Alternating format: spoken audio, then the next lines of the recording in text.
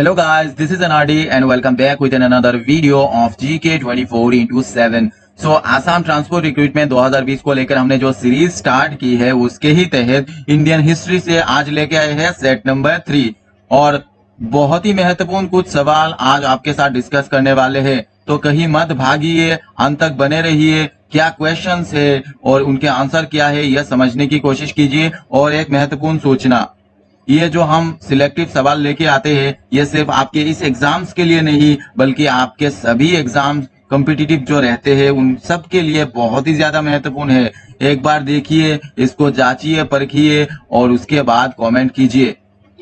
और मैं बता दूं कि यह रहेगा सेट नंबर 3। सेट 2 ऑलरेडी मैंने अपलोड कर दिया है। अगर आपने नहीं देखे हैं तो नीचे डिस्क्रिप्शन में लिंक मिल जाएगा, उस पे जाके भी आप देख सकते हैं। So without wasting any more time, let's start the video.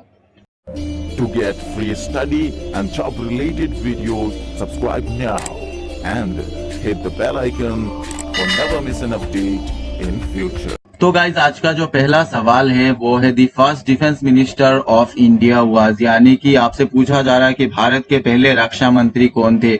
आपके पास ऑप्शन है के एम करियप्पा, उसके बाद गोपाल स्वामी अयंगर, बलदेव सिंह और सरदार पटेल। तो यहाँ पे ऑप्शन नंबर 3 बलदेव सिंह सही रहेगा। ठीक है, नेक्स्ट क्वेश्चन है आपका, the first women to become chief minister of any state in India was, यानी आपसे पूछा जा रहा है कि भारत के किसी भी राज्य की मुख्यमंत्री बनने वाली पहली महिला कौन।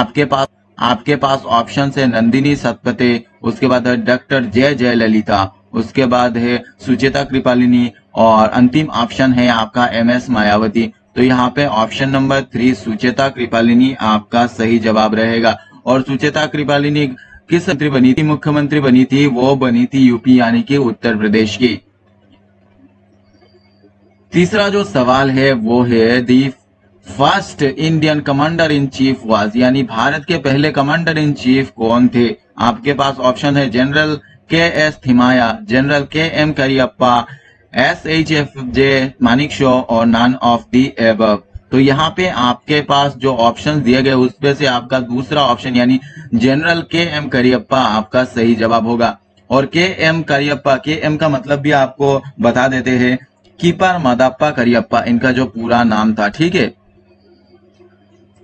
उसके बाद है आपका चौथा सवाल, who gave the concept of total revolution, यानी कि किसने टोटल रिवॉल्यूशन का कॉन्सेप्ट दिया था। तो इस चौथे सवाल के जो ऑप्शंस आपको दिए गए हैं, जयप्रकाश नारायण, महात्मा गांधी, कार्ल मार्क्स, उसके बाद है लेनिन। तो इस चौथे सवाल का आपका जो सही जवाब रहेगा वो होगा ऑप्शन नंबर 1 जयप्रकाश नारायण। उसके बाद है आपका पांचवा सवाल, बहुत ही ज्यादा महत्वपूर्ण सवाल है और आप सबके लिए जानना बहुत ही ज्यादा जरूरी है। How many spokes are there in the Dharma Chakra of the national flag India. इसका मतलब है कि इंडियन नेशनल फ्लैग में जो स्पोकर्स होता है वो स्पोकर्स में आपको बता दूं कि राष्ट्रीय ध्वज में धर्म चक्र के कितने प्रवक्ता है। जो स्पोकर्स का मतलब है प्रवक्ता, और स्पोकर्स कहती है जो भारतीय जो राष्ट्रीय ध्वज है उस पे जो अशोक चक्र के बीच में जो स्पोकर्स आपको दिखाई देते हैं वो कितने स्पोकर्स है। ठीक है, स्पोकर्स का जो हिंदी शब्द है वो है प्रवक्ता। तो ये कितने थे? आपके पास ऑप्शन है 22, उसके बाद है 24, 18 और 14। तो इसमें जो आपका सही जवाब रहेगा वो होगा 24 चक्र थे। ठीक है, नेक्स्ट जो सवाल है वो है the method of social democratic socialism are, यानी कि आपसे पूछा जा रहा है कि लोकतांत्रिक समाजवाद के तरीके क्या है। ऑप्शंस है रिवॉल्यूशन, जनरल स्ट्राइक, सबोटेज और परसुएशन एंड प्रोपेगेंडा।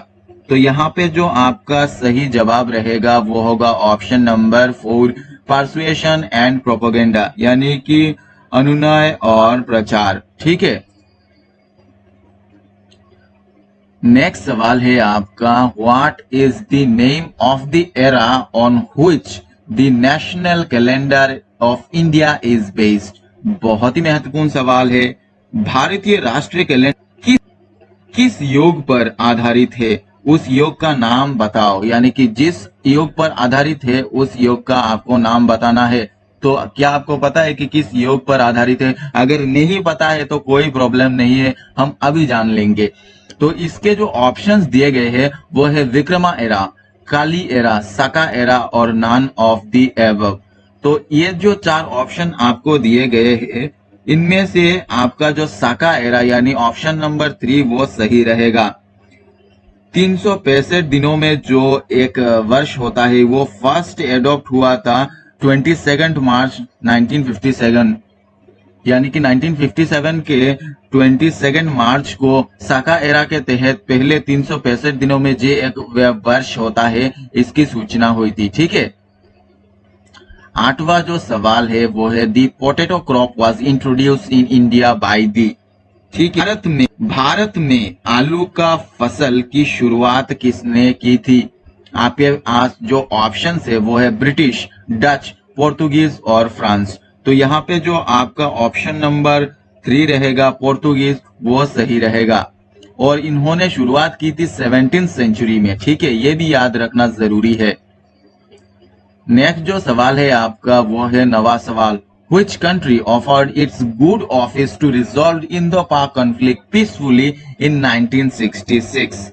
ठीक है, यानी भारत और पाकिस्तान के बीच जो कन्फ्लिक्ट हुआ था उसको पीसफुली शांत करने के लिए 1966 में किसने अगुवाई की थी या किस कंट्री ने ऑफर्ड किया था इस कॉन्फ्लिक्ट को पीसफुली यानी शांतिपूर्वक तरीके से खत्म करने के लिए? तो यहाँ पे आपके पास ऑप्शन है यूएसए, ब्रिटिश, यूएसएसआर और जापान। तो यहाँ पे जो आपका सही जवाब रहेगा वो होगा यूएसएसआर, यानी इसका मतलब है जो सोवियत यूनियन थे पहले, उन्होंने भारत और पाकिस्तान का जो कन्फ्लिक्ट था 1966 में, इसको शांतिपूर्वक तरीके से खत्म करने की पेशकश की थी। आज का 10वां जो सवाल है, after Hyderabad the state of Nizam was taken over by the Indian government through. ठीक है, तो यहाँ पे आपके पास ऑप्शन क्या दिया गया है? Police action, military action, persuasion और नेगोशिएशन। तो यहाँ पे आपका सही जवाब रहेगा मिलिट्री एक्शन। ठीक है, नेक्स्ट जो सवाल है वो है who propounded the Panchsheel principles. ठीक है, यहाँ पे जो 11वां सवाल है उसका मतलब है किसने पंचशील सिद्धांतों को प्रतिपादित किया था, यानी प्रतिपादित किया था। ठीक है, मतलब है पंचशील प्रिंसिपल्स को किसने प्रोपाउंड किया था। प्रोपाउंड का जो मतलब है वो है प्रतिपादित। ठीक है, तो यहाँ पे आपके पास ऑप्शन है महात्मा गांधी, लॉर्ड बुद्ध, पंडित जवाहरलाल नेहरू और स्वामी दयानंद सरस्वती। तो यहाँ पे जो आपका सही जवाब रहेगा वो होगा पंडित जवाहरलाल नेहरू। ठीक है, जो भारत के पहले प्रधानमंत्री भी थे। ठीक है, तो यहाँ पे जो 12वां सवाल है वो है who discovered sea route to India via the Cape of God Hope, यानी कि इसका मतलब है किसने अच्छी आशा की किरण के माध्यम से भारत के लिए समुद्री मार्ग की खोज की थी। ये जो एक ऐसा सवाल है, मुझे लगता है कि हमने बहुत से, जब हम छोटे थे हमने इसको पढ़ा था और बहुत से लोगों को इसका आंसर भी पता था कि who discovered India through sea route. तो इसका जो सही जवाब होगा, यहाँ पे ऑप्शन 4 है लेकिन ये एक बेसिक सा सवाल है इसीलिए मैं इसका जवाब बता रहा हूँ, वास्को डा गामा। ठीक है, वास्को डा गामा ने सी रूट से भारत का आविष्कार किया था। ठीक है, नेक्स्ट है आपका question number 13, the first women governor of A state in free India was. ठीक है, यानी इस 13वें सवाल का जो मतलब है कि भारत के पहले महिला राज्यपाल कौन थे? आपके पास ऑप्शन है मिस्ट्रेस सरोजिनी नायडू, मिस्ट्रेस सुचेता कृपालिनी, उसके बाद मिस्ट्रेस इंदिरा गांधी और मिस्ट्रेस विजया लक्ष्मी पांडे। तो इस 13वें सवाल का जो आपका सही जवाब होगा वो होगा मिस्ट्रेस सरोजिनी नायडू। ठीक है, नेक्स्ट सवाल है आपका name the commander of the Arab army who conquered the Sindh. ठीक है, इसका मतलब है यूएस अरब सेना के सेनापति का नाम बताए जिसने सिंध पर विजय प्राप्त की थी।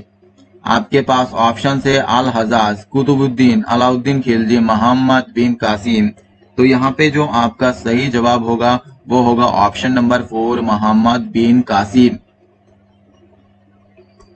15वां सवाल इस सेट का the first women to preside over the UN General Assembly. ठीक है, यानी संयुक्त राष्ट्र महासभा की अध्यक्षता करने वाली पहली महिला कौन थी? आपके पास ऑप्शन है राजकुमारी अमृत कौर, विजय लक्ष्मी पांडे, कमला नेहरू, इंदिरा गांधी। तो इस 15वें सवाल का जो सही जवाब है वो है ऑप्शन नंबर 2, विजय लक्ष्मी पंडित। तो आज का नेक्स्ट सवाल है आपका, which of the following is called the land of the golden pagoda. ठीक है, यानी आपसे पूछा जा रहा है कि लैंड ऑफ गोल्डन पगोडा किससे कहा जाता था। आपके पास ऑप्शन है म्यांमार, चाइना, जापान और नॉर्थ कोरिया। तो इस 16वें सवाल का जो सही जवाब है वो है म्यांमार। म्यांमार को कहा जाता था, मतलब अभी भी कहा जाता है, land of the golden pagoda. तो 17वां सवाल है, हु बिल्ड शांति निकेतन। एक बहुत ही महत्वपूर्ण सवाल है और बहुत ही कॉमन सा सवाल है। शांति निकेतन किसने बनवाया था? आपके पास ऑप्शन है गुरु रामदास, महाराजा प्रताप सिंह, रविंद्रनाथ टैगोर और ब्रिटिश गवर्नमेंट। तो यहाँ पे सिंपल सा जवाब है आपका रविंद्रनाथ टैगोर। और रविंद्रनाथ टैगोर ने 22 दिसंबर 1901 में शांति निकेतन बनाया था। और रविंद्रनाथ टैगोर वो एक ऐसे व्यक्ति थे जिन्हें हम कभी नहीं भुला पाएंगे। भारत की राष्ट्रीय गान की जो हम जनगण मन जो हम गाते हैं वो किसने लिखा था? रविंद्रनाथ टैगोर। उसके बाद बांग्लादेश का राष्ट्रीय गान अमर सोनार बांग्ला किसने लिखा था? रविंद्रनाथ टैगोर थे। बहुत ही एक महान व्यक्ति थे और भारत की शान थे। नेक्स्ट है आपका, gateway of India was built by, मतलब गेटवे ऑफ इंडिया जिसे कहा जाता था उसको किसने बनाया था? आपके पास ऑप्शन है फ्रैंक लॉयड राइट, उसके बाद है next George Wittet, next Frank Gehry और जहां हदीद। तो इस 18वें सवाल का जो सही जवाब है वो है जॉर्ज विटेट, जो आपका ऑप्शन नंबर 2 है। तो आज का आखिरी सवाल है guys, where was Mahatma Gandhi born. ठीक है, ऑप्शन है मध्य प्रदेश, असम, राजस्थान, गुजरात। तो ये भी एक सिंपल सा सवाल है, जवाब क्या होगा? गुजरात। गुजरात के पोरबंदर में महात्मा हुआ था, का जन्म हुआ था। ठीक है, महात्मा गांधी का कब जन्म हुआ था? 2 अक्टूबर 1869। ठीक है, तो इस वीडियो में बस इतना ही। वीडियो अच्छा लगे तो लाइक कीजिए, शेयर कीजिए, और अगर आप हमारे चैनल पे नए हैं तो ऐसे रोजाना GK related, job related, education related videos पाने के लिए चैनल को सब्सक्राइब करें और उसके बाद नोटिफिकेशन के लिए घंटी को भी दबा दे। तो इस वीडियो में बस इतना ही। आप हमसे जुड़ने के लिए आप सबका तहे दिल से शुक्रिया।